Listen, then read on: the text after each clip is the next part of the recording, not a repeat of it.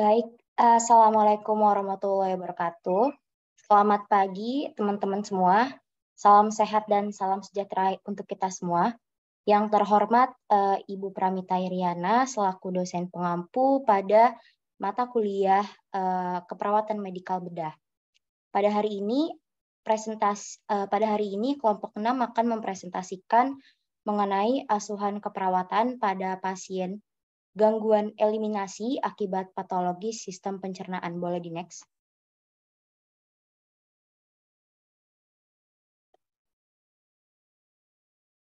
Adapun anggota dari kelompok 6 terdiri dari Putri Nurdiani, Raihana Fadilah Putri, Rantis Aulia Gifara, Raihana Kaela Hatika Pratomo, dan Rena Syahrani Devi. Boleh di next. Materi yang akan disampaikan pada presentasi kali ini, pertama ada anatomi dari sistem pencernaan, kemudian ada penyakit konstipasi, lalu ketiga inkontinensia fekal, keempat kanker kolon, kelima asuhan keperawatan, dan keenam kesimpulan. Mungkin kepada kelompok 6 bisa segera dimulai presentasinya. Terima kasih.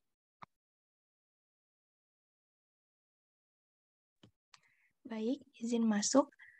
Yang pertama adalah anatomi dari gangguan eliminasi fekal. Next. Ya, yang pertama adalah usus besar. Fungsi usus besar sendiri adalah penyerapan air dan elektrolit. Usus besar juga membentuk feses yang berfungsi sebagai penampung massa feses sampai terjadinya defekasi. Usus besar ini juga mengeluarkan lendir yang bertindak sebagai pelumas dan melindungi mukosa.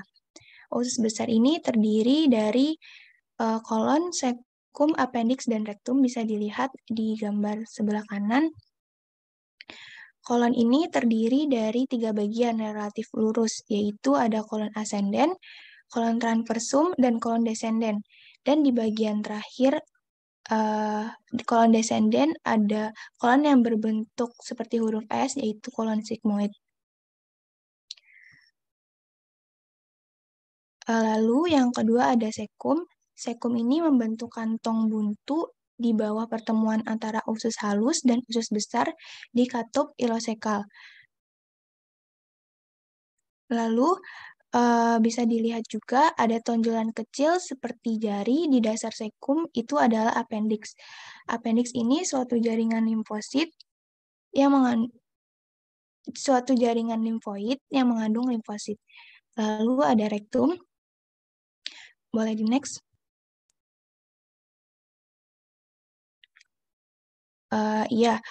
Sebelumnya kolon ini normalnya menerima sekitar 500 ml kimus dari usus halus per harinya.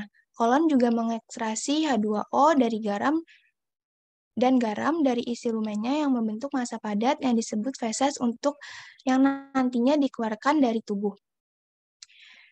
3 atau 4 kali sehari, umumnya setelah makan, terjadi peningkatan mencolok motilitas dari segmen-segmen besar seperti kolon descenden dan transversum yang berkontraksi secara simultan, yang mendorong tinja sepertiga hingga 3/4 panjang kolon dalam beberapa detik.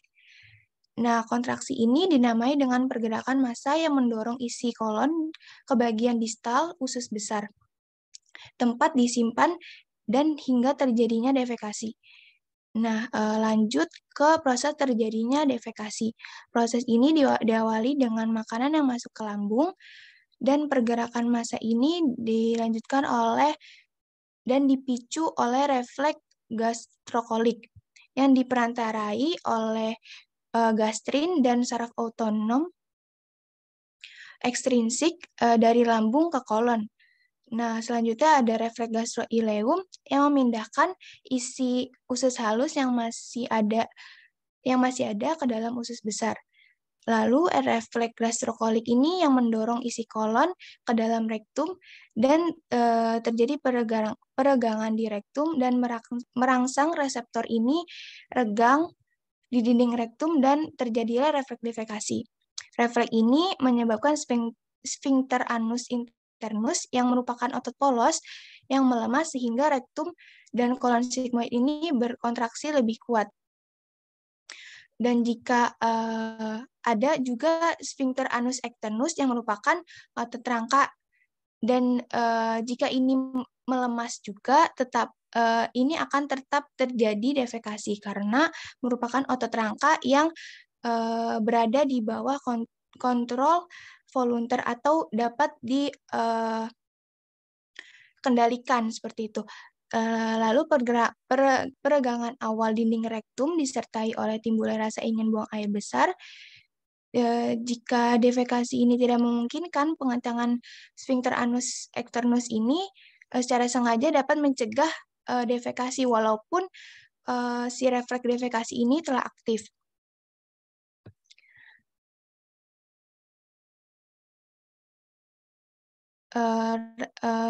Sebelumnya, maaf. Ya, defekasi ini biasanya dibantu oleh gerakan mengenjan yang dapat dikendalikan sehingga melibatkan kontraksi otot abdomen dan ekspirasi paksa dengan glotis tertutup secara bersamaan. Sehingga ini akan meningkatkan tekanan intraabdomen yang membantu mendorong tinja. Jika defekasi ini ditunda terlalu lama, dapat terjadi konstipasi. Karena ketika isi kolon ini tertahan lebih lama daripada normalnya, H2O ini yang diserap dari tinja meningkat, sehingga tinja menjadi lebih kering dan keras. Normal frekuensi defekasi ini di antara individu itu berkisar setiap makan hingga sekali seminggu. Next.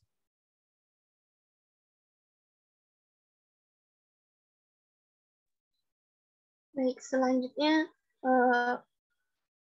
gangguan eliminasi akibat patologi sistem pencernaan yang pertama yaitu konstipasi. Next. Nah, konstipasi itu apa sih? Konstipasi biasa kita kenal dengan kata sembelit. Nah, kondisi ini ditandai dengan sulitnya buang air besar, terus frekuensi buang air besarnya sangat jarang, terus juga sulit dalam proses pengeluarannya. Karena tinja yang terasa keras dan kering sulit dikeluarkan. Nah, lalu feses yang sehat itu berwarna kecoklatan dan berbentuk seperti sosis dengan tekstur lembut atau padat. Selain itu, feses yang baik juga harusnya mudah dikeluarkan dan tidak begitu berair. Kemudian, konstipasi ini bisa juga ditandai dengan frekuensi buang air yang normalnya itu berapa gitu. Jadi setiap orang itu frekuensi BAB-nya itu berbeda-beda. Bisa 3 kali sehari sampai hanya sekali dalam 3 hari. Nah, oleh karena itu penting untuk mengetahui pola buang air besar yang normal pasien. Nah, karena dapat berguna untuk membandingkan gejala konstipasi bagi setiap individu atau pasiennya. Kemudian next. Nah, di sini ada etiologinya. Sembelit itu disebabkan oleh kelainan pada anus, penyumbatan atau kanker usus besar, lalu efek samping dari penggunaan obat-obatan seperti antidepresan, antihipertensi, dan banyak lainnya. Salah satunya itu opioid. Nah, konstipasi ini juga bisa terjadi karena adanya masalah akut pada lambung. Next. Kemudian penyebab lainnya yang dapat menyebabkan sembelit atau konstipasi itu adalah kelemahan, kelelahan, pasien dengan imobilitas atau ketidakmampuan pasien untuk memberi tekanan intraabdomen untuk memfasilitasi lewatnya feses. Terus sembelit juga dapat disebabkan oleh diet rendah serat, dehidrasi, suka menahan buang air besar, dan juga bisa disebabkan karena faktor usia. Tapi kebanyakan orang yang menderita konstipasi ini karena mereka itu mengabaikan kebutuhan defekasi rutinnya mereka, misalkan ditahan-tahan gitu. Lalu di Amerika itu konstipasi biasanya banyak disebabkan karena pola diet yang salah, lalu gaya hidupnya yang menyebabkan banyak stres dan juga kurang olahraga. Selanjutnya, nah di sini ada patofisiologinya. Patofisiologi konstipasi ini disebabkan karena dorongan defekasinya diabaikan. Jadi kepekaan otot-otot sphincternya itu akan berkurang. Jadi dengan kata lain, otot-ototnya ini tidak sensitif sama adanya masa feses. Terus karena diet rendah serat, dehidrasi, sedentari, dan kurang melakukan latihan secara teratur atau olahraga itu bisa menyebabkan absorpsi cairan dan elektrolit dalam usus, lalu menyebabkan obstruksi saluran cerna, lalu absorpsinya terus berlangsung dan fesesnya mengeras akan menyebabkan defekasi menjadi sulit dan penurunan frekuensi BAB-nya per minggu lalu menyebabkan konstipasi. Lalu jika dilihat dari faktor obat-obatan tertentu seperti antacid dan golongan opiat, itu akan memberikan efek pada segmen usus yang menyebabkan mortalitas ususnya terhambat. Lalu akan mempengaruhi neurotransmitter yang mengatur gerakan kolon, lalu dapat memperpanjang waktu transit di kolon. Terus kontraksinya tidak mendorong, lalu fesesnya tertahan di dalam usus dan menyebabkan konstipasi. Lalu konstipasi pada pasien lanjut itu disebabkan karena motilitas ususnya menurun, lalu akan menyebabkan pelambatan dan penumpulan impuls saraf traktus gastrointestinal, lalu akan menyebabkan konstipasi. Kemudian karena stres itu akan merangsang saraf simpatik dan motilitas gastrointestinalnya menurun dan pada akhirnya akan menyebabkan konstipasi. Dan jika dilihat dari keadaan lain seperti neoplasma intestinal, sklerosis dan hipotiroidisme juga akan menyebabkan konstipasi. Next.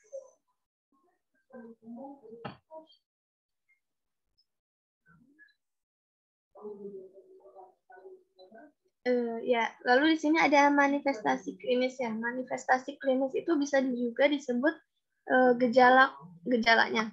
Nah, di antara gejala konstipasi ini bervariasi mulai dari tahap kronis hingga tahap akut itu tanda dan gejalanya berbeda-beda.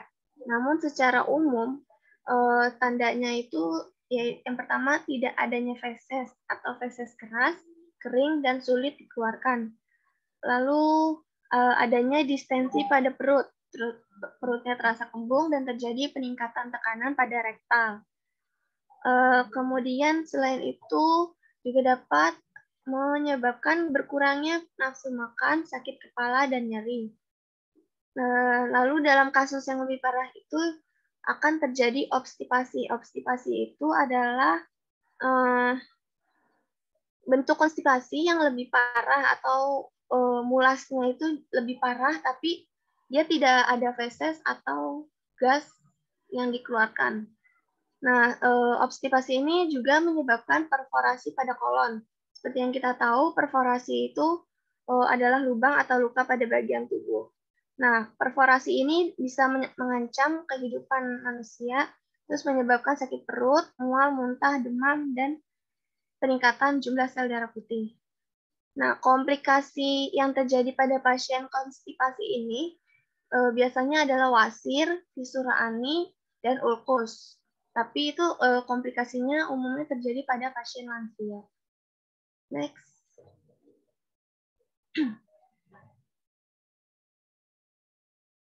Nah, di sini ada komplikasi. Yang pertama, impotensi fekal. Impotensi fekal itu terjadi jika massa tinjanya itu menjadi keras hingga sulit untuk dikeluarkan.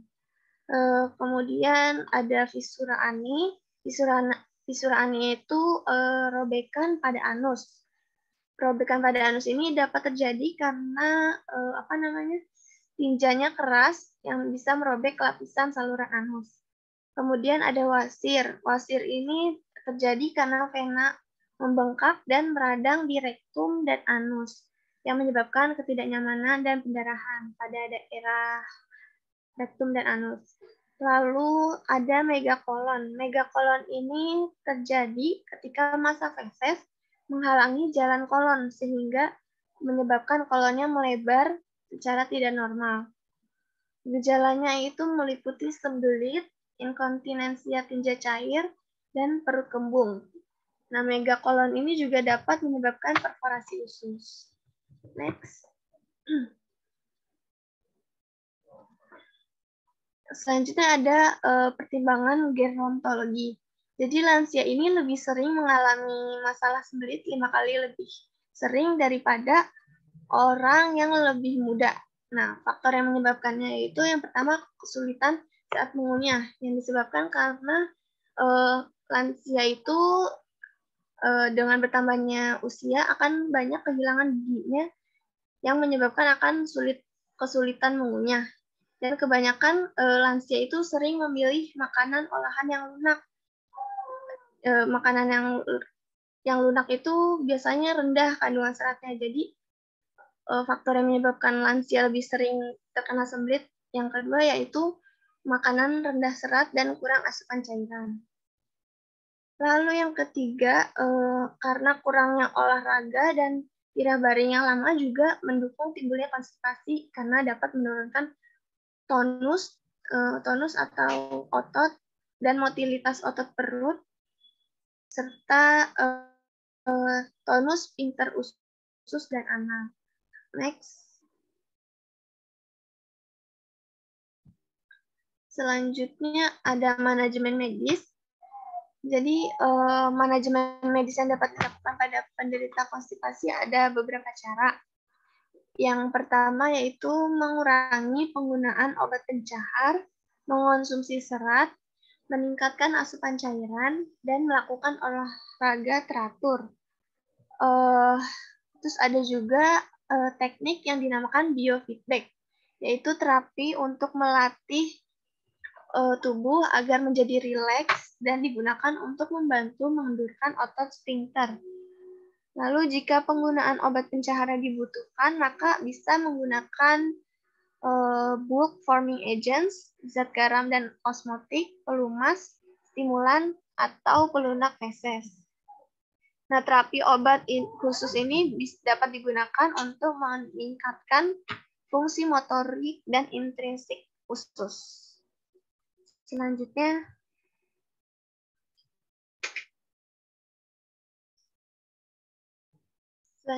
ada manajemen keperawatan. Dari data pengkajian yang harus diperoleh pada pasien dengan masalah konstipasi, yaitu yang pertama, kita lihat pola eliminasi saat ini dan dahulu. Bagaimana pola eliminasi yang pada setiap pasien. Lalu yang kedua, kita kaji pola gaya hidupnya. Lalu riwayat medis dan operasinya, apakah dia pernah menderita konstipasi ini sebelumnya atau belum. Lalu yang keempat, obat-obatan yang sedang digunakan. Next. Lalu penggunaan obat pencahar, terus perasaan sakit dan begah pada perutnya juga kita harus mengkajinya. Lalu sensasi tekanan atau rasa penuh pada dubur. Lalu mengkaji apakah pasien sering mengejan berlebihan saat buang air besar atau tidak. Nah, tujuan ditetapkannya data pengkajian ini yaitu mencakup pasien dapat memulihkan dan mempertahankan pola eliminasi yang teratur, lalu memastikan asupan cairan dan mempertahankan pola eliminasi yang teratur, lalu memastikan asupan cairan yang cukup dan makanan berserat tinggi, memahami metode untuk menghindari konstipasi, dan menghindari komplikasi akibat penyakit konstipasi ini. Next.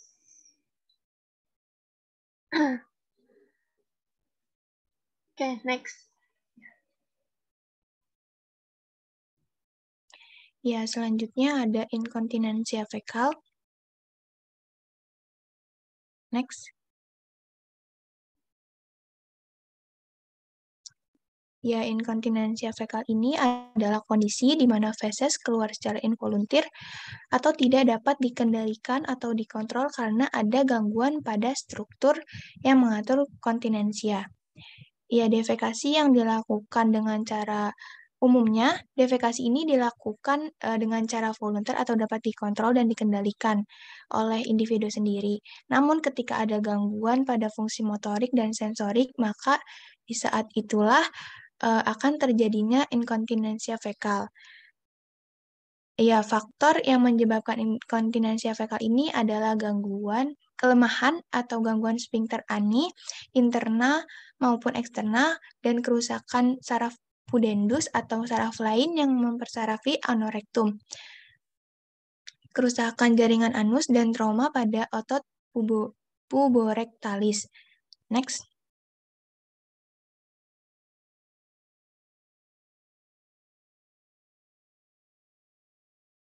Ya, selanjutnya ada patofisiologi.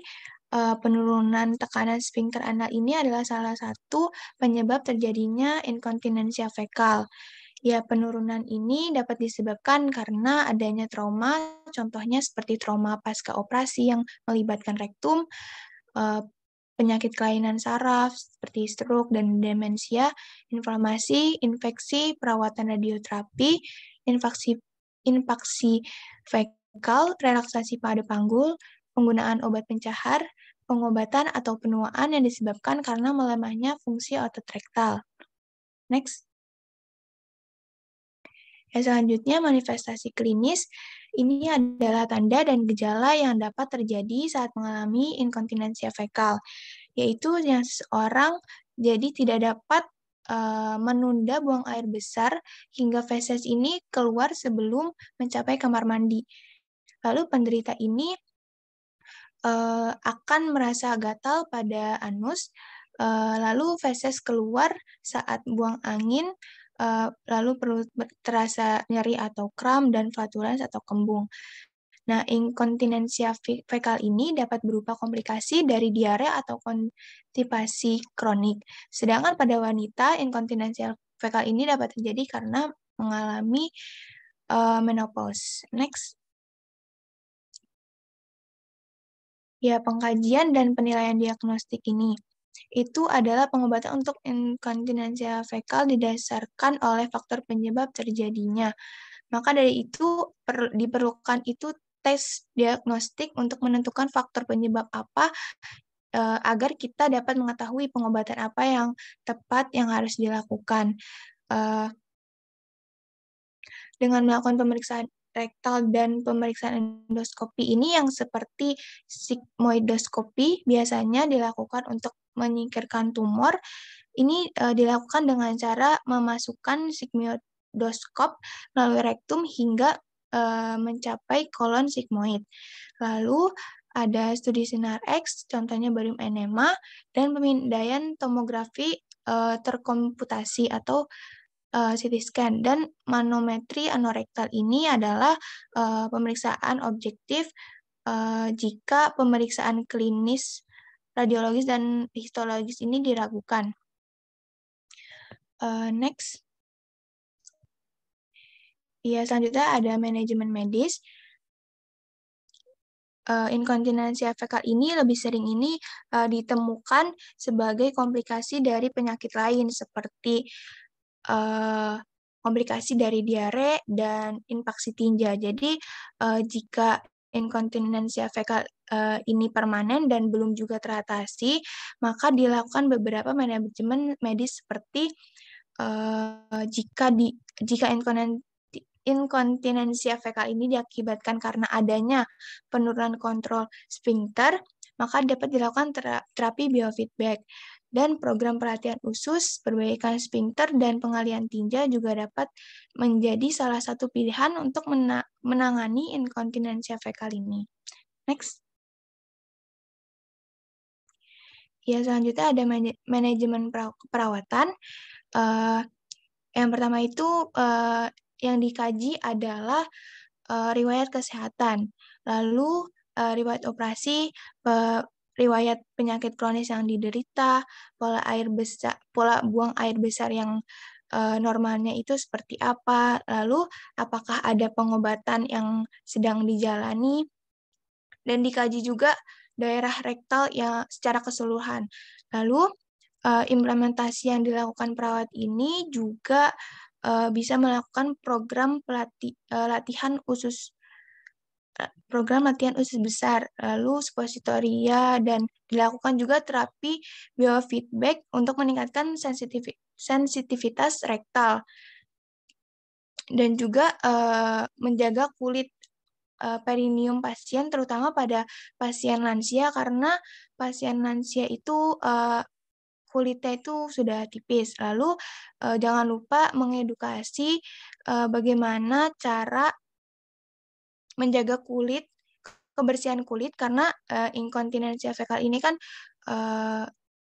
kotor ya, sering kotor itu. Jadi lalu jika masalah ini belum teratasi juga, kita juga harus berkolaborasi dengan keluarga untuk perawatan jalan jika inkontinensia fekal ini sudah kronis. Iya, seperti itu. Next.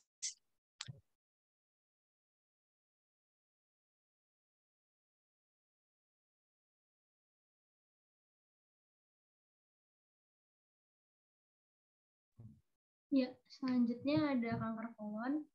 Next.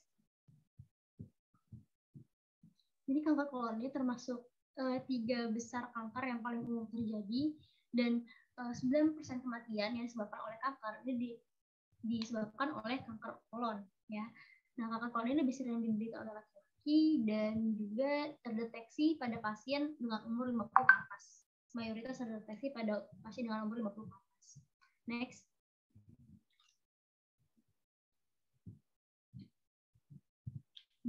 Next.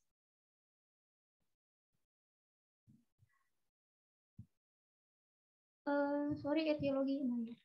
Nah, untuk penyebab dari kolorektal sendiri ini, izin bertanya, apa suara saya terdengar? Oke, jawab Rantis, terdengar jelas, Tis. Oke, baik, terima kasih. Jadi untuk etiologinya, jadi penyebab dari kolorektal kanker sendiri ini belum diketahui secara pasti ya, tapi untuk faktor-faktornya itu udah diidentifikasi, kayak contohnya faktor resiko itu ada riwayat keluarga, lalu ada juga inflamasi usus. Nah, untuk faktor penyebabnya sendiri ini bisa disebabkan karena diet tinggi merah atau olahan daging maksudnya ya, lalu ada obesitas, lalu kurangnya aktivitas fisik, kebiasaan sering minum alkohol, kebiasaan merokok jangka panjang, dan rendahnya asupan buah dan sayur. Nah, sedang faktor genetik ini, faktor genetik juga berpengaruh ya di kanker kolon. Kayak tadi bilang riwayat keluarga. Jadi 1 dari 3 orang yang terdiagnosis kanker kolon ini, itu keluarganya juga punya riwayat kanker kolon ternyata. Gitu. Next. Nah, patofisiologi. Nah, kanker kolorektal ini 90% sifatnya adenokarsinoma ya. Nah, untuk kasus ini karsinomanya itu tumbuh di lapisan epitel di dalam usus. Nah, awalnya kanker ini tuh cuma berupa polip jinak. Jadi awalnya cuma polip doang yang jinak, tapi lama-lama dia membesar, gede, akhirnya jadi kanker. Nah, polip itu sendiri apa? Polip itu disebabkan oleh perubahan atau mutasi genetik yang menyebabkan sel dalam usus jadi abnormal. Semakin aktif pertumbuhan polip, maka semakin besar pula resikonya jadi ganas, jadi kanker gitu. Nah, resiko yang menyebabkan terjadinya polip ini itu salah satunya ada penuaan. Makanya tadi kan dibilang kan mayoritas kanker kolon ini terdeteksi pada orang dengan umur 50 ke atas. Nah, kalau misalnya dia udah nyebar kemana-mana, dia bisa nyebar sampai ke hati, peritoneum, dan paru-paru. Jadi bahaya ya, kayak kanker lain aja. Next. Nah, ini contoh penggambaran kanker kolon ya, kira-kira kayak gini.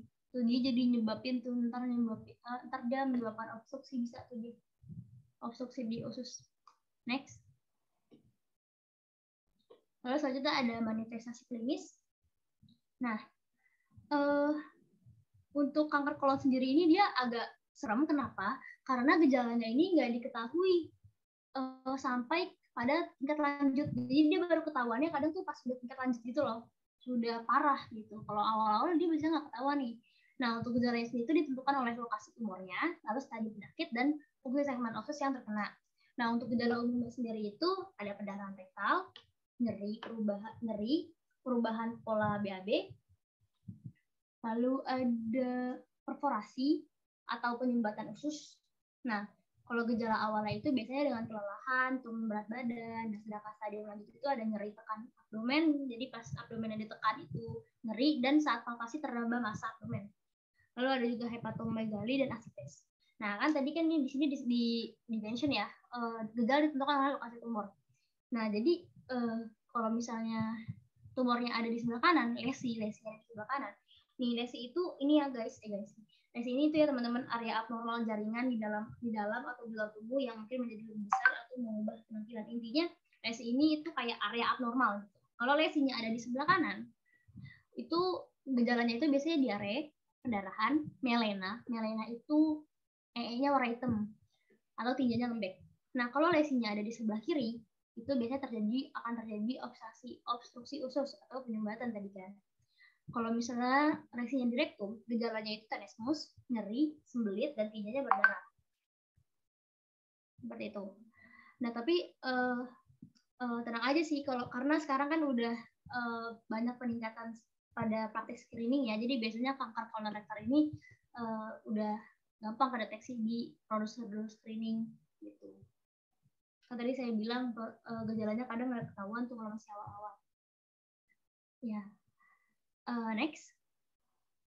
Selanjutnya ada asesmen dan tes diagnostik, pekajian apa aja sih yang bisa kita lakukan untuk mengkaji kanker kolorektal ini. Nah, jadi untuk mengkajinya itu bisa dengan cara pemeriksaan abdomen dan rektal. Tapi prosedur yang paling penting itu adalah tes darah tinja, barium enema, sigmoidoskopi, dan kolonoskopi. Nah, ini biar nanti jelasin ya. Kalau tes darah tinja ya biasa kayak gitu lah. Kalau barium enema ini kayak jenis pemeriksaan radiologi untuk memeriksa kelainan di usus besar. Nah, prosedur ini caranya tuh dengan memasukkan campuran barium dan udara ke dalam dubur. Jadi termasuk pemeriksaan radiologi ya barium enema ini. Lalu selanjutnya ada sigmoidoskopi, itu sebuah tes untuk memeriksa bagian ujung usus besar yang terdiri dari rektum, kolon, sigmoid, dan anus. Lalu selanjutnya ada kolonoskopi, itu tadi udah dijelasin ya kolonoskopi, nanti juga di bawah dijelasin lebih lanjut tentang kolonoskopi, itu prosedur untuk mendeteksi luka, iritasi, polip, atau kanker pada usus besar dan rektum. Next.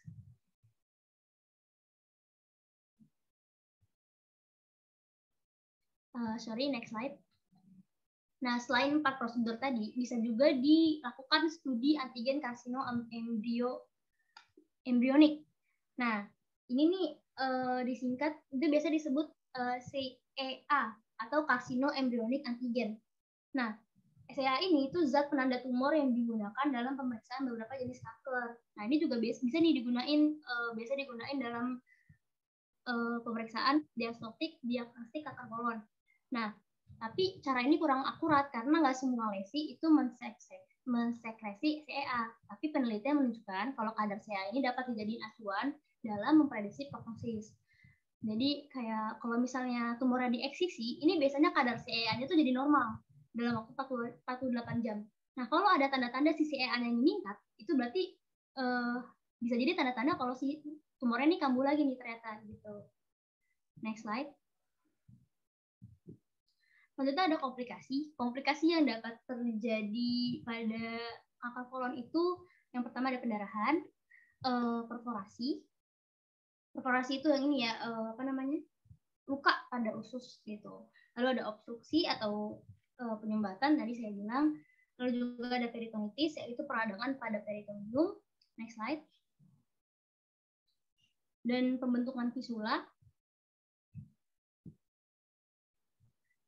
Pembentukan fisula ini ya pokoknya gitu. Lalu ada terjadi sepsis dan pembentukan abses atau bisul, lalu bisa terjadi shock juga. Oh ya, sebelumnya deh. Lalu bisa juga di komplikasi ini bisa juga menyebabkan ulcerasi. Ya, ulcerasi itu kayak ada semacam kalau di mulut tuh sariawan gitu ulcerasi kita, tapi ini di pembuluh darah, jadi dia bisa menyebabkan pendarahan yang tadi saya bilang itu bisa menyebabkan pendarahan. Next slide. Lalu selanjutnya ada pertimbangan gerontologi ya. Jadi resiko adanya karsinoma pada kolon meningkat seiring bertambahnya usia. Kanker kolorektal merupakan salah satu kanker yang dianggap berbahaya dan rentan menyerang lansia. gejalanya pada lansia itu cukup mengkhawatirkan ya, itu ada kelelahan, anemia, nyeri perut, obstruksi, dan pendarahan rektal. Nah, terus ada juga karsinogen pada makanan dan kurang serat. Jadi gini, harus jelasin ya. Jadi kenapa dibilang karsinogen itu berpengaruh? Jadi gini, lansia itu kan biasanya makanannya kurang serat ya, kurang serat. Jadinya dia tuh lama gitu, di ususnya dia lama karena ya gara-gara kurang serat jadi lewatnya lama gitu, menghambat juga. Jadi makanannya lama tercerna. Nah bayangin kalau misalnya di makanannya itu ada karsinogen. Nah jadinya kan ususnya jadi karena dia lama lewatnya, jadinya ususnya kan juga jadi lama terpapar karsinogen kan. Nah itu juga menjadi penyebab resiko terjadinya kanker kolon gitu. Habis itu lansia juga beresiko tinggi mengalami komplikasi pasca operasi. Nah, nggak usah lansia, kita aja habis operasi pasti sulit kan, kayak mau ngapa-ngapain susah gitu. Nah, apalagi lansia, apalagi mereka kan udah mengalami penurunan fungsi penglihatan, terus gangguan pendengaran, motoriknya juga udah nggak bagus. Jadi mereka tuh pasti bakal susah banget nih habis pasca operasinya, dia kayak susah ngapa-ngapain, terus belum lagi ngejaga psikolostominya gitu. Jadi mereka lebih rentan terkena komplikasi. Lalu ada juga perubahan kulit seiring penuaan, jadi kulitnya jadi lebih sensitif dan mudah iritasi. Next slide. Lalu selanjutnya ada manajemen medis. Sebetulnya pembedahan itu salah satu obat utama bagi sebagian besar kasus penderita kolon. Jadi fungsi pengobatannya ya biasanya pembedahan gitu. Nah, jenis operasi tergantung pada lokasi tumornya. Kalau misalnya tumornya masih di satu tempat dan dia belum nyebar, itu bisa pakai kolonoskopi. Kalau misalnya dia lebih berat, coba next slide dulu deh. Nah ya ini, kalau misalnya lebih berat, dia bisa pakai kolektomi laparoskopi. Jadi kolektomi laparoskopi ini kayak salah satu cara pengangkatan tumor pada usus besar. Jadi dokternya awal-awal kayak ngebuat sayatan di usus besar, terus tumornya diesisi. Nah selanjutnya ada juga MDIA laser. Nah ini udah terbukti efektif menghilangkan lesi. Lalu back slide sebelumnya. Nah ini kan untuk contohnya kan tadi saya bilang tergantung pada tingkat kanker ya kan. Kalau misalnya kelas C, tingkat kanker masih kelas C, terapinya itu bisa dengan diberikan 5 fluorosil lefamisol. Lalu kalau misalnya pada kelas B dapat diberikan 5 fluorosil dan terapi radiasi pada panggul.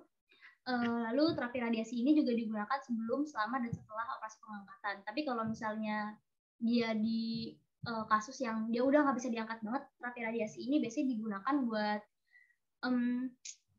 mencegah kambuh, mencegah si penyakitnya ini kambuh gitu. Lalu ada juga terapi adjuvan, terapi komplikasi kemoterapi, terapi radiasi ataupun imunoterapi. Next. Next slide lagi. Nah, ini untuk manajemen pembedahannya ada reseksi segmental anastomosis atau pengangkatan tumor dan fungsi usus pada sisi pertumbuhan, pembuluh darah, dan noda simpatik. Lalu ada juga reseksi abdominopareneal dengan kolostomi sigmoid permanen atau pengangkatan tumor pada porsi sigmoid dan semua rektum serta sphincter anal. Lalu ada juga kolostomi sementara diikuti dengan reseksi segmental. Lalu ada juga kolostomi permanen atau ileostomi untuk menyembuhkan lesi obstruksi yang nggak dapat direseksi. Nanti untuk kolostomi ini bakal dibahas lebih lanjut di bawah. Next slide. Oke, yang selanjutnya ini adalah asuhan keperawatan atau secara teoritisnya. Next. Pengkajian. Pertama itu dikaji dulu nyerinya pada bagian abdomen atau dubur, seperti lokasinya, frekuensinya, durasinya, lalu pola eliminasi dahulu dan juga sekarang. Mengkaji atau menilai karakteristik tinjanya seperti warna, bau, konsistensi adanya darah atau lendir. Lalu informasi tambahannya itu mengetahui riwayat penyakit radang usus atau polip kolorektal sebelumnya. Yang kedua itu informasi tambahannya riwayat keluarga dengan penyakit kanker kolorektal. Terapi pengobatan yang sedang dilakukan, lalu mengidentifikasi kebiasaan pola makan termasuk asupan lemaknya, seratnya, lalu jumlah alkohol yang dikonsumsinya, serta mendokumentasikan riwayat penurunan berat badan. Next. Untuk diagnosisnya itu yang pertama, perubahan nutrisi kurang dari kebutuhan tubuh berhubungan dengan mual dan anoreksia. Yang kedua, resiko kekurangan volume cairan berhubungan dengan muntah dan dehidrasi. Yang ketiga, ansietas berhubungan dengan preoperasi dan diagnosis kanker. Yang keempat, resiko ketidakefektifan manajemen regimen terapeutik berhubungan dengan defisit pengetahuan tentang diagnosis, prosedur pembedahannya, dan perawatan diri setelah keluar dari rumah sakit. Yang kelima, kerusakan integritas kulit berhubungan dengan insisi bedah, abdominal dan juga perianal, pembentukan stoma, dan kontaminasi fekal terhadap kulit peristomal. Yang terakhir, gangguan citra tubuh berhubungan dengan kolostomi. Next. Lalu untuk tujuan dan perencanaannya. Tujuan utama untuk pasien dengan kanker kolorektal, yang pertama pencapaian tingkat nutrisi yang adekuat, pemeliharaan keseimbangan dan cairan elektrolit, kecemasan dapat berkurang, memahami tentang diagnosis, prosedur bedah, dan perawatan diri setelah keluar dari rumah sakit, pemeliharaan penyembuhan jaringan yang optimal, perlindungan peristomal kulit, mempelajari cara mengairi kolostomi, dan mengganti alat. Lalu, pasien dapat mengungkapkan perasaan dan kekhawatiran tentang kolostomi dan dampaknya terhadap citra tubuhnya. Untuk yang terakhir, menghindari komplikasi. Next. Evaluasi. Evaluasinya ini hasil yang diharapkan mencakup pertama, kecemasan dapat berkurang, meliputi dapat mengungkapkan kekhawatiran dan ketakutan, menggunakan strategi coping untuk mengelola stres. Lalu yang kedua, memperoleh informasi tentang diagnosis, prosedur pembedahan, persiapan praoperasi, dan perawatan diri setelah pulang, meliputi membahas tentang diagnosisnya, prosedur pembedahannya, dan perawatan diri pasca operasi. Mendemonstrasikan teknik perawatan ostomi. Lalu yang ketiga, mempertahankan kebersihan insisi, stoma, dan luka perineum. Yang keempat, mengungkapkan perasaan dan kekhawatiran tentang diri sendiri. Yang pertama, meliputi secara bertahap meningkatkan partisipasi dalam perawatan kulit stoma dan peristomal. Yang kedua, mengungkapkan perasaan terkait perubahan penampilan. Yang kelima, dapat sembuh tanpa komplikasi, meliputi tidak demam, aktivitas ususnya kembali normal, dan terakhir menghindari perforasi atau perdarahan. Yang selanjutnya ini perawatan bedahnya. Yang pertama itu perawat memberikan dukungan emosional. Karena pada saat pasien menunggu operasi pada usus untuk kanker kolorektal itu memiliki tingkat kecemasan yang tinggi. Pada saat itu pasien nantinya itu akan merasakan sedih dan juga gelisah dari diagnosisnya, operasi yang akan dilakukannya, dan kemungkinan itu nanti akan dilakukannya kolostomi permanen.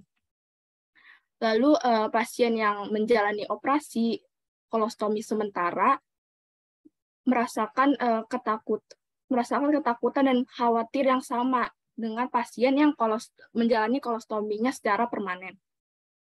Nah, dalam hal ini peran perawat itu mengkaji atau menilai tingkat kecemasan pasien dan mekanisme copingnya. Lalu untuk mengurangi kecemasan disarankan itu dilakukan metode seperti latihan pernapasan dalam. Untuk tindakan pendukung lainnya itu dengan memberikan privasi dan mengajarkan teknik relaksasi kepada pasien. Lalu perawat itu harus memberikan privasi pada pasien menjalani kolostomi karena pada saat itu kan nantinya ada perubahan di dalam citra tubuh pasiennya. Next. Lalu yang kedua itu perawatan pasca operasi. Asuhan keperawatan pasca operasi pada pasien yang menjalani kolostomi itu mirip sama dengan asuhan keperawatan pada pasien bedah abdomen. Perawatan pasca operasi ini perawat memantau abdomen untuk melihat aktivitas gerak peristaltik kembali, lalu menilai karakteristik feses awalnya, membantu pasien yang menjalani kolostomi untuk turun dari tempat tidur pada hari pertama pasca operasi, dan memberikan dukungan untuk memulai berpartisipasi dalam perawatan kolostomi. Yang selanjutnya, perawatan luka. Selama perawatan luka, lapisan yang melapisi pada bagian abdomen atau pembalitnya itu sering diperiksa selama 24 jam pertama setelah operasi untuk mendeteksi ada atau tidaknya tanda-tanda perdarahan.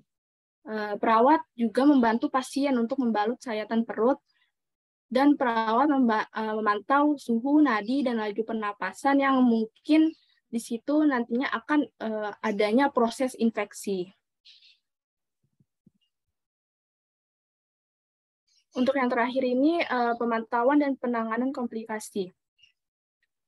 Pengkajian pada abdomen ini termasuk penurunan atau perubahan bising usus dan peningkatan lingkar perut. Hal ini dilakukan untuk mendeteksi obstruksi usus. Lalu perawat memantau tanda-tanda vital untuk peningkatan suhu, nadi, pernapasan, dan penurunan tekanan darah yang dapat mengindikasikan proses infeksi pada intraabdominalnya.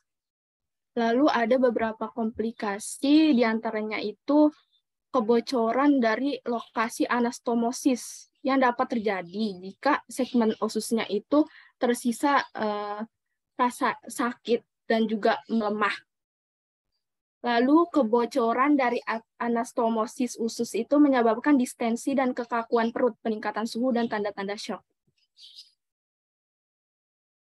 Next.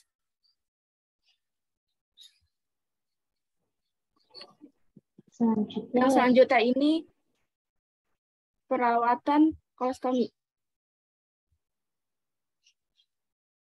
Perawatan kolostomi ini, fungsi kolostomi akan mulai tampak pada hari ketiga sampai hari ke-6 pasca operatif. Perawat menangani kolostomi sampai pasiennya itu dapat mengambil alih perawatan ini. Beberapa hal yang harus dilakukan dalam menangani kolostomi itu, yang pertama perawatan kulit. Pasiennya itu nanti dianjurkan melindungi kulit peristomanya dengan sering mencuci area itu menggunakan sabun ringan, memberikan barrier kulit protektif di sekitar stoma, dan mengamankan dengan meletakkan kantong drainase. Kulit dibersihkan dengan perlahan menggunakan sabun ringan dan washcloth lembab serta lembut. Selama kulit dibersihkan itu, kasa dapat digunakan untuk menutupi stoma. Memasang kantong. Stoma diukur untuk menentukan ukuran kantong yang tepat. Lubang kantongnya itu harus sekitar 0,3 cm, lebih besar dari stoma. Kulit dibersihkan terlebih dahulu, barrier kulit peristoma dipasang, kemudian kantongnya dipasang dengan cara membuka kertas perekat dan menekannya di atas stoma. Iritasi kulit ringan memerlukan tebaran bedak stomahesif sebelum kantong dilekatkan. Lalu yang terakhir, mengangkat alat drainase. Alat drainase diganti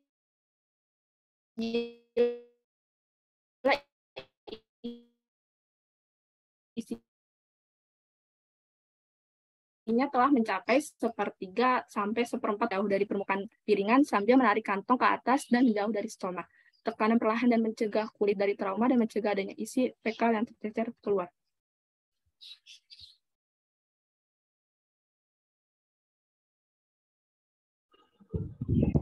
Iritasi kolostomi.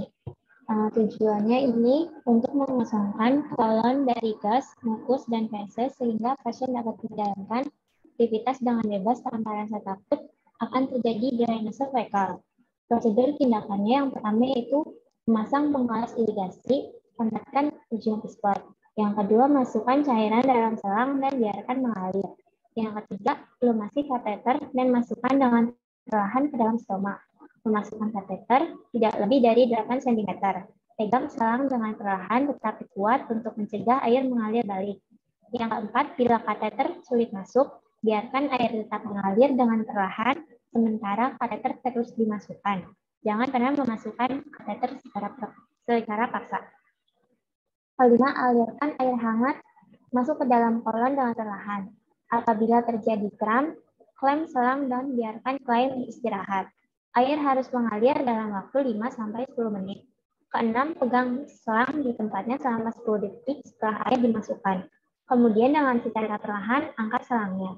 Ketujuh, biarkan selama 10-15 menit agar seluruh isinya keluar. Kemudian keringkan dasar pengalas dan lipat ke atas atau pasang klem yang tepat pada dasar pengalas. Ke-8, biarkan pengalas di tempatnya selama kira-kira 30-45 menit, sementara pasien duduk dan bergerak. Ke-9, bersihkan area dengan sabun ringan dan air, kemudian keringkan. Yang terakhir yaitu mengganti balutan dan kantong kolostomi. Selanjutnya, pembahasan kasus fiktif. Kasusnya pada tanggal 8 Agustus 2021, Tuan F berumur 61 tahun dirawat di rumah sakit Bangsal Bedah dengan keluhan mual dan ingin muntah.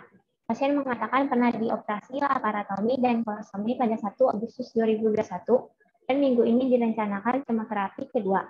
Pasien mengatakan mual setelah kemoterapi dan malas makan karena terasa hambar. Pasien terlihat sering menelan ludah. Pasien juga mengeluh gatal di sekitar daerah bekas operasi. Hasil pemeriksaan ditemukan keadaan umum lemas komposnetis, tekanan darah 180, frekuensi nadi 72 kali per menit, frekuensi nafas 18 kali per menit, suhu 36,8 derajat Celcius, tinggi badan 168 cm, dan berat badan 75 kg. Terpasang infus dan kantong kolostomi pada pasien. Hasil pemeriksaan penunjang lab, leukosit 8.920 mikroliter, trombosit 299.000 mikroliter, SGOT 30 mikroliter, SGPT 45 mikroliter. Diagnosa medis post-op laparotomi dan kolostomi. Saat ini pasien mendapatkan terapi obat ondansetron 4 mg, cetirizine 10 mg, 5 FU atau 5 fluoresil, terapi infus NaCl 0,9%. Tanggal pengajiannya 9 Agustus 2021 di ruang rawat Bangsal Bedah dengan diagnosa medis post-op laparotomi dan kolostomi.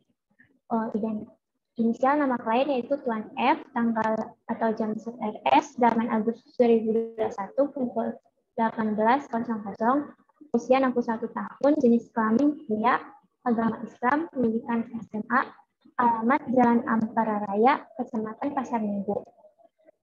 Inisial istri Maya D, usia 60 tahun, agama Islam, pekerjaan ibu rumah tangga, pendidikan SMA. Identitas klien atau keluarga, pertama itu keluhan utama, pasien mengeluh mual dan ingin muntah. Lalu riwayat kesehatan atau perawatan yang pertama yaitu riwayat kesehatan saat ini. Diagnosa medis Tuan F adalah post-op laparotomi dan kolostomi. Pasien datang dengan keluhan mual dan muntah. Pasien mengatakan pernah dilakukan operasi laparotomi dan kolostomi pada 1 Agustus 2021 dan minggu ini direncanakan kemoterapi kedua. Pasien mengatakan mual setelah kemoterapi dan malas makan karena terasa hambar. Pasien juga mengeluh gatal di sekitar daerah bekas operasi. Riwayat penyakit dahulu, pasien memiliki riwayat kanker kolon. Lalu obat yang pernah dan sedang digunakan yaitu ondansetron 4 mg, cetirizine 10 mg, 5 FU, terapi infus NaCl 0,9%. Riwayat keluarga, pasien mengatakan keluarganya tidak ada yang memiliki penyakit turunan. Ini untuk riwayat kebutuhan sehari-hari, pola nutrisi, pola tidur, pola eliminasi, pola kebersihan, dan aktivitas sehari-harinya tentu sendiri ya. Lalu ini juga untuk riwayat psikososial spiritualnya. Pemeriksaan fisik, pertama pengukuran pertumbuhan. Tinggi badan pasien 168 cm, berat badannya 75 kg. Pengukuran fisiologis, suhunya itu 36,8 derajat Celcius, nadinya 72 kali per menit, pernapasan 18 kali per menit, tekanan darah 100 per 80 mm hidrogium. Keadaan umumnya kesadaran pasien komposnetis, 100 gizinya IMP-nya 26,6, kategori berat badan lebih. Untuk kepala, rambut, dan matanya pasien normal. Kecuali rambutnya ada penyambaran, rambutnya tidak merata dan rambutnya rontok. Lalu Yang di sini ada perbedaan di abdomen, ada pasien terdapat kolostomi dan pada ekstremitasnya terpasang infus di tangan sebelah kiri. Selanjutnya, tes diagnostik laboratorium jenis pemeriksaan trombosit hasilnya 299.000 mikroliter. Trombositnya menunjukkan hasil 8.920 mikroliter, CGOT-nya 30 mikroliter, SPGT-nya 40 mikroliter. Penata laksanaan medis yang pertama ondansetron, banyak pemberiannya 4 mg, cetirizine 10 mg, 5FU, NaC, dan infus terapi NaCl 0,9%. Selanjutnya untuk data fokus. Yang pertama data subjektif, pasien datang dengan keluhan mual dan ingin muntah. Pasien mengatakan mual setelah kemoterapi dan malas makan karena terasa hambar. Yang ketiga, pasien mengeluh gatal di sekitar daerah bekas operasi. Data objektifnya, tanda-tanda vital pasien menunjukkan tekanan darah 100/80, nadi 72 kali per menit, pernapasan 18 kali per menit, dan suhunya 36,8 derajat Celcius. Kesadaran kompos medis, pasien pernah dilakukan operasi laparotomi dan kolostomi pada tanggal 1 Agustus 2021. Pasien terlihat sering muntah mudah dan terpasang infus dan kantong kolostomi pada pasien. Analisa datanya untuk masalah yang pertama, data subjektifnya yaitu pasien mengatakan mual setelah kemoterapi dan malas makan karena terasa hambar. Data objektifnya, pasien terlihat sering menelan mudah, tanda-tanda vital menunjukkan tekanan darah 100/80, nadi 72 kali per menit, pernapasan 18 kali per menit, dan suhunya 36,8 derajat Celcius.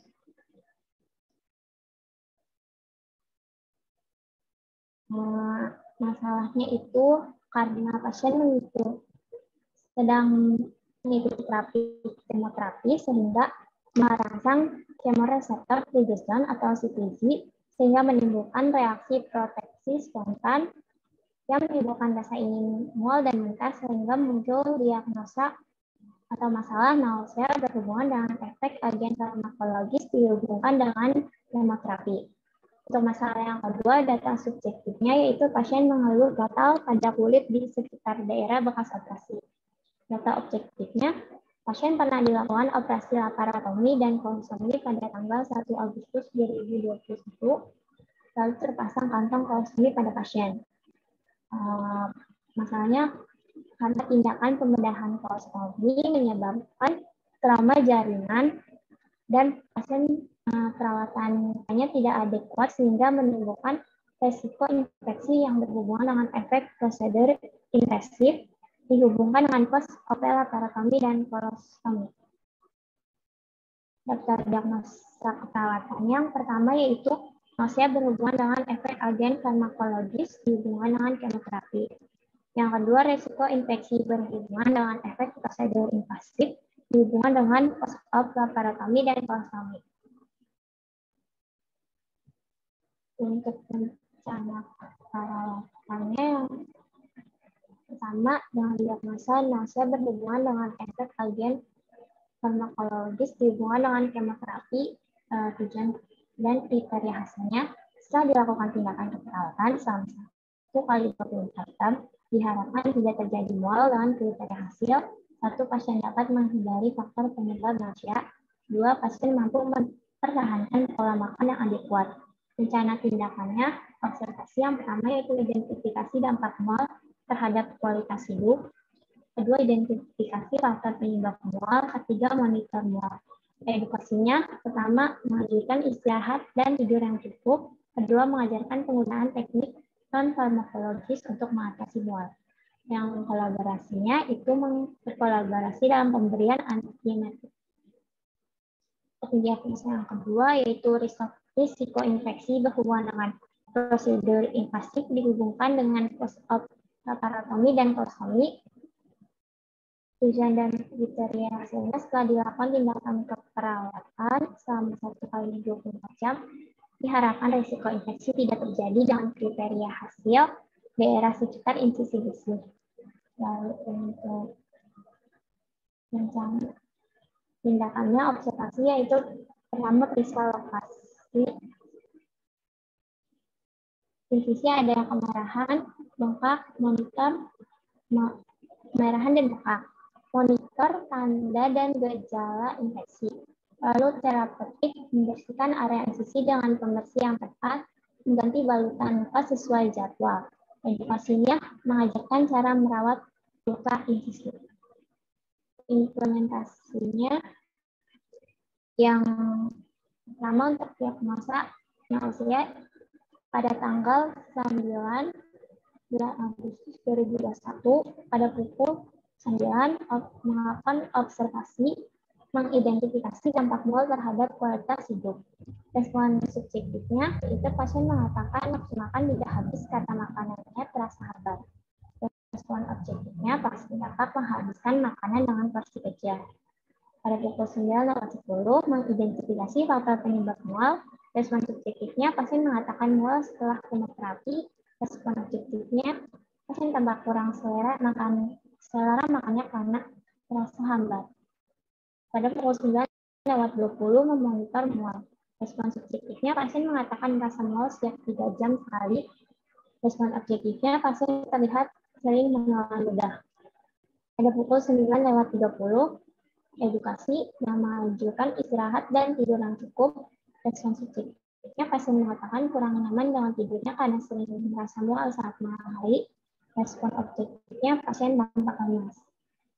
Pada pukul 9.40 mengajarkan penggunaan teknik non farmakologis untuk mencegah mual dengan aromaterapi.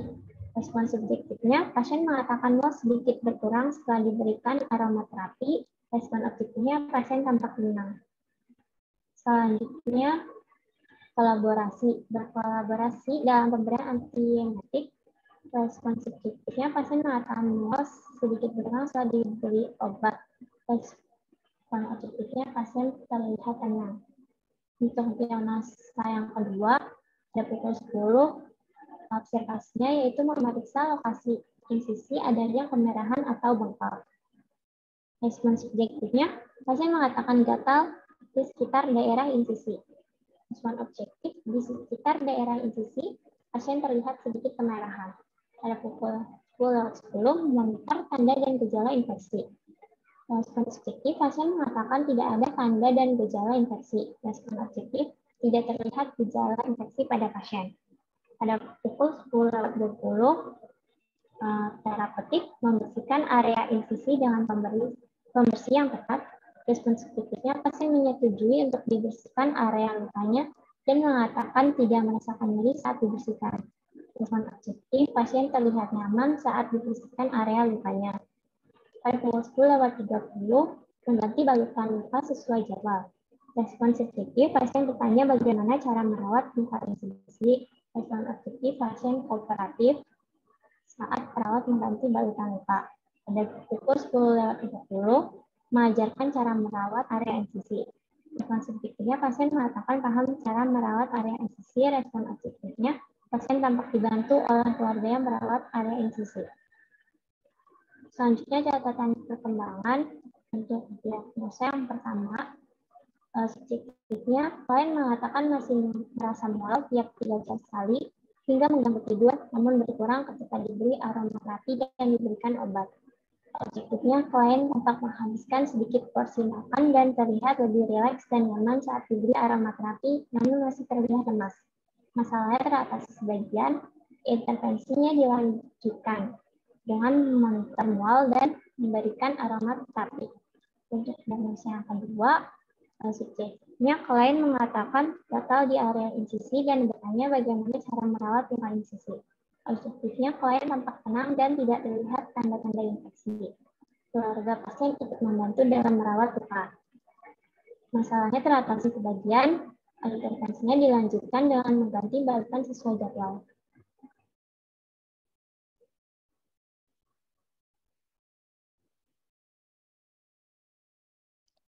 Baik, boleh di next. Ya, untuk kesimpulan dari presentasi kelompok 6 pada hari ini, sistem pencernaan merupakan suatu saluran jalan makanan atau nutrisi dari jalan masuk sampai dengan keluaran atau ekskresi. Secara anatomis, sistem pencernaan atau sering disebut sistem digestivus atau sistem gastrointestinal terdiri atas berbagai macam organ dari rongga mulut sampai dengan anus. Lalu jenis penyakit dan kelainan yang menyerang saluran gastrointestinal banyak dan beragam. Salah satu diantaranya adalah konstipasi, inkontinensia tinja, dan kanker kolorektal.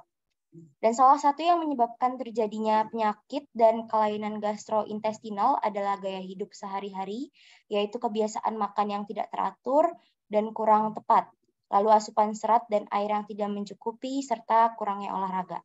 Boleh di next. Baik, sekian presentasi dari kelompok 6. Terima kasih kepada para pemateri dari kelompok 6 atas pemaparan materi mengenai asuhan keperawatan pada pasien dengan gangguan eliminasi akibat patologi sistem pencernaan. Untuk sesi selanjutnya akan saya buka sesi tanya jawab bagi teman-teman kelas 2 RKI yang ingin bertanya, bisa menggunakan fitur raise hand atau menuliskan pertanyaannya lewat chat Zoom.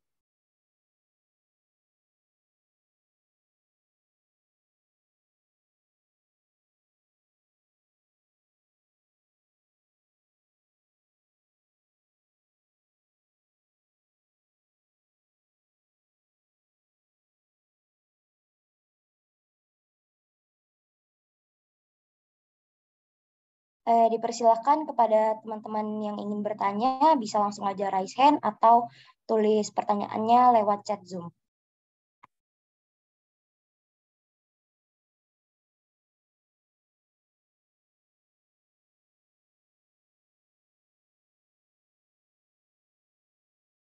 Baik, sudah ada tiga penanya. Kepada Talita Fadia Ulima, dipersilakan untuk on mic terlebih dahulu. Baik, kepada kelompok ini saya izin bertanya. Tadi pada manifesti klinis disebutkan terdapat distensi perut pada penyakit konstipasi dan perut itu membengkak. Kira-kira pada saat pemeriksaan fisik akan terdengar suara apa ya? Terima kasih. Baik, terima kasih Talita atas pertanyaannya. Mungkin bisa ditampung terlebih dulu oleh kelompok. Selanjutnya dipersilakan kepada Yumna Aziza untuk on mic terlebih dahulu. Ya, izin masuk moderator. Apakah suara saya terdengar jelas? Izin menjawab, terdengar Yumna. Ya, saya Yumna Aziza. Izin bertanya. Tadi kan dijelasin ya, ada etiologi dari inkontinensia fekal itu penyakit kelainan saraf. Nah, pertanyaan saya bagaimana pengaruhnya si penyakit kelainan saraf ini ke melemahnya sphincter ani? Kenapa bisa jadi penyebab inkontinensia urin? Salah fekal, maaf. Terima kasih. Baik, terima kasih Yumna atas pertanyaannya ya. Mungkin bisa ditampung terlebih dahulu oleh kelompok. Selanjutnya dipersilahkan kepada Aisyah Arifah Sabrina untuk on mic terlebih dahulu.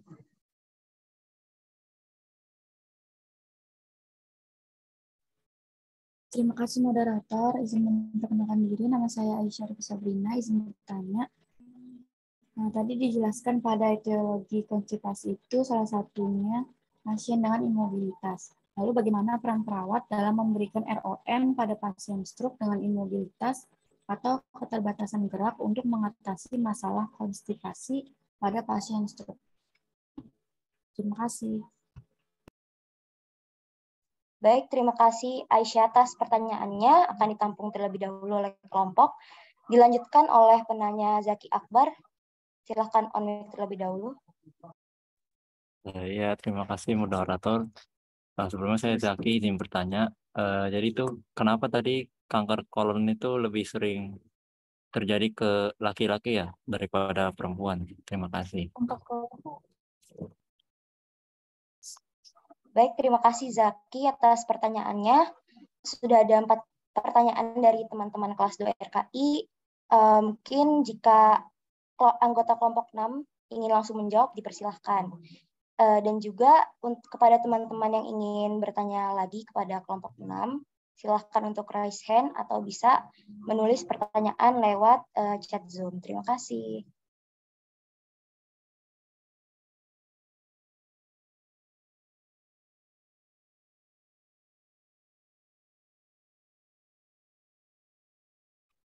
Ya, dipersilahkan kepada Rantis untuk on mic terlebih dahulu. Ya, terima kasih. Izin masuk, Mut. Jadi saya Rantis ingin menjawab pertanyaan dari Talita. Kira-kira suara yang saya tangkap dari pertanyaan itu suara apa yang akan terdengar saat auskultasi pada pasien konstipasi ya? Apakah benar pertanyaan seperti itu? Benar, Rantis. Oke, jadi pada pasien konstipasi ini sendiri itu umumnya bunyi ususnya itu cenderung normal ya, ataupun kalau mengalami penurunan itu paling sedikit gitu. Dan pemeriksaan auskultasi ini sendiri tuh jarang dilakuin sama pasien konstipasi karena konstipasi ini biasanya didiagnosa dengan melihat izin masuk Rantis. Maaf interupsinya. Volume suaranya bisa tolong diperbesar Rantis. Oke, baik. Apakah terdengar? Ya, sudah jelas. Ya, jadi pada pasien konstipasi ini untuk bunyi yang ada pada pemeriksaan auskultasi ya, itu sebetulnya bunyi ususnya cenderung normal aja sih kalau konstipasi. Kalaupun penurunan mungkin sedikit. Nah, dan lagi pada pasien konstipasi ini pemeriksaan auskultasi ini jarang dilakuin atau nggak rutin gitu. Karena konstipasi sendiri itu biasanya didiagnosa dengan cara melihat riwayat penyakit ataupun berdasarkan keluhan langsung dari pasiennya.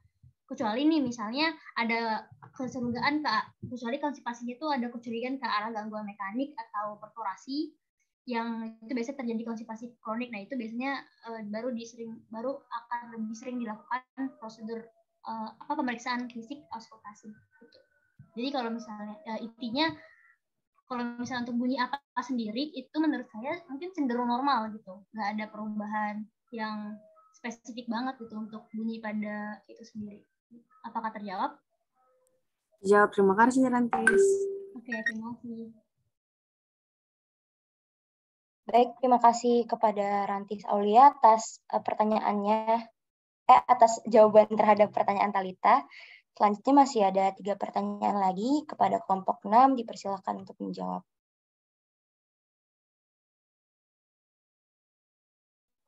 Ya, dipersilakan kepada Raihana untuk on mic terlebih dahulu. Ya, izin masuk moderator. Saya Rahana dari kelompok 6 ingin menjawab pertanyaan dari Yumna. Yang tadi pertanyaannya adalah kenapa penyakit kelainan saraf ini bisa menjadi penyebab atau etiologi dari inkontinensia fekal dan seperti apa hubungannya dengan melemahnya sphincter ani. Ya, jadi izin menjawab ya. Jadi jika kan tadi ditanya kelainan saraf. Ya, kelainan saraf ini kan menjadi faktor yang menyebabkan inkontinensia fekal.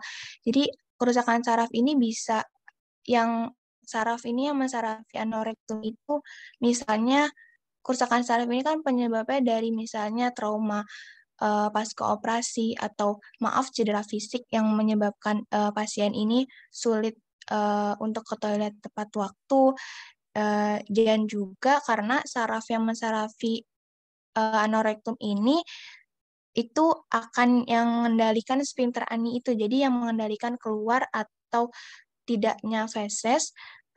Jika ada kelainan saraf pasti akan menyebabkan yang mengendalikan sphincter aninya itu tidak terkontrol. Jadi alhasil menyebabkan inkontinensia fekal seperti itu. Apa sudah terjawab atau mungkin dari anggota kelompok bisa menambahkan?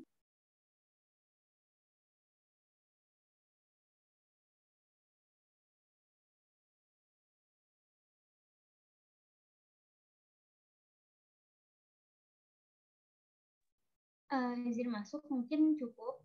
Untuk Yuna sendiri, apakah sudah terjawab pertanyaannya? Izin menjawab sudah terjawab. Terima kasih. Baik, terima kasih Raihana atas jawaban dari pertanyaan Yumna. Selanjutnya dipersilakan kepada Rena Syarani untuk on mic terlebih dahulu. Baik, izin masuk. Saya Rena Syarani dari kelompok 6.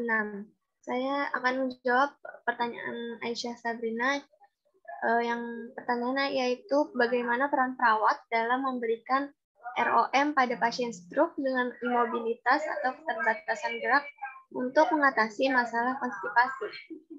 Nah, jawabannya yaitu perawatnya ini bisa mengajarkan untuk melakukan pergerakan sendi atau ROM untuk meningkatkan kontraksi otot-otot abdomen. Nah, ROM yang digunakan oleh perawatnya itu ROM pasif. ROM pasif itu adalah pergerakan yang dilakukan dengan bantuan orang lain seperti perawat atau alat bantu. Nah, perawat ini melakukan gerakan persendian ini sesuai dengan rentang gerak yang normal. Klien pasif yaitu kekuatan otot 50%. Nah, jadi si perawat ini melakukan membantu pasien dengan ROM pasif. Misalnya perawat menggerakkan atau memijat-mijat perut pasien gitu. Apakah terjawab, Sabrina? Baik, sudah terjawab Rena. Terima kasih. Baik, terima kasih Rena atas jawaban pertanyaan dari Aisyah. Selanjutnya masih ada satu pertanyaan lagi ya, karena kan tadi ada 4 pertanyaan. Kepada kelompok 6, mungkin boleh bisa langsung untuk menjawab pertanyaan tersebut. Ya, izin masuk moderator. Iya, Rantis, dipersilakan. Ya, saya izin menjawab pertanyaan dari Zaki ya. Kenapa laki-laki itu lebih sering, dibilangnya laki-laki itu lebih beresiko terkena kanker kolon?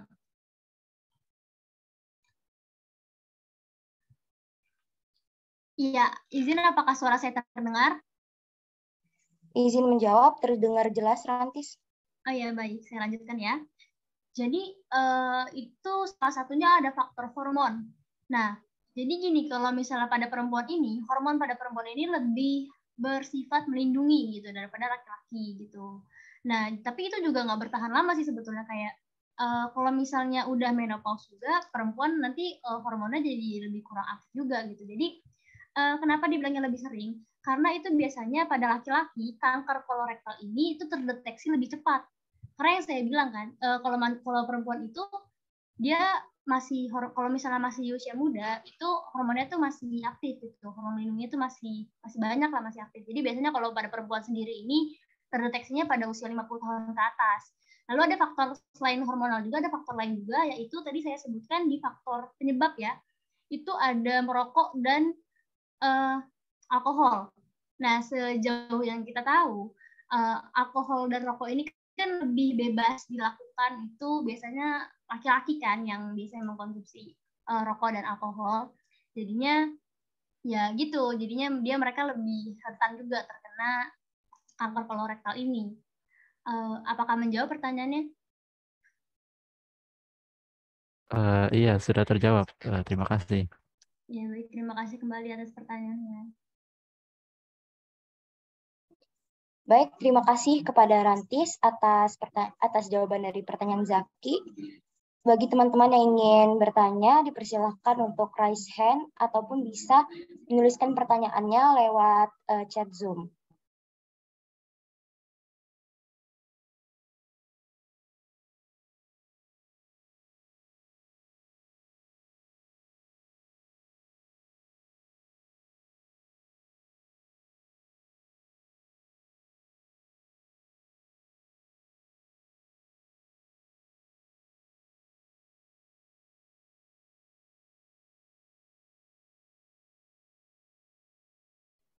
Baik, dikarenakan sepertinya cukup ya pertanyaan dari teman-teman. Tadi juga ada 4 penanya. Talita menanyakan suara auskultasi pada konstipasi, lalu kelompok sudah menjelaskan bahwa suara auskultasi pada saat konstipasi itu cenderung normal dan tidak ada perubahan yang signifikan. Lalu untuk pertanyaan dari Yumna mengenai kenapa kelainan saraf bisa menyebabkan inkontinensi fekal, itu juga sudah dijawab ya oleh teman-teman dari kelompok 6. Penyebabnya itu dikarenakan kerusakan pada saraf yang mempersarafi anorektum, sehingga sulit untuk mengendalikan sphincter ani dan menyebabkan inkontinensi fekal. Lalu juga ada pertanyaan dari Aisyah mengenai peran perawat dalam memberikan ROM atau ROM, range of motion, pada pasien stroke untuk mengatasi konstipasi.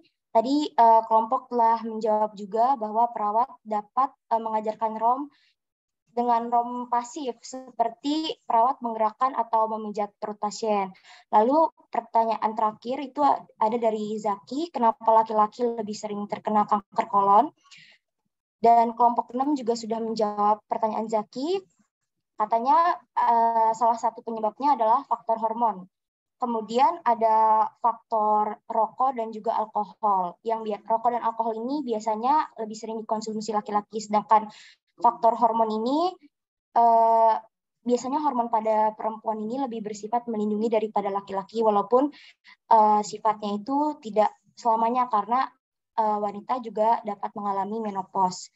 Dan juga biasanya pada laki-laki kanker kolon terdeteksi lebih cepat daripada perempuan. Terima kasih kepada teman-teman kelompok 6 atas jawaban-jawaban dari pertanyaan teman-teman. Mungkin bisa kita akhiri presentasi pada hari ini. Kurang lebihnya mohon maaf. Saya selaku moderator memohon maaf apabila ada salah kata maupun perilaku. Wassalamualaikum warahmatullahi wabarakatuh. Untuk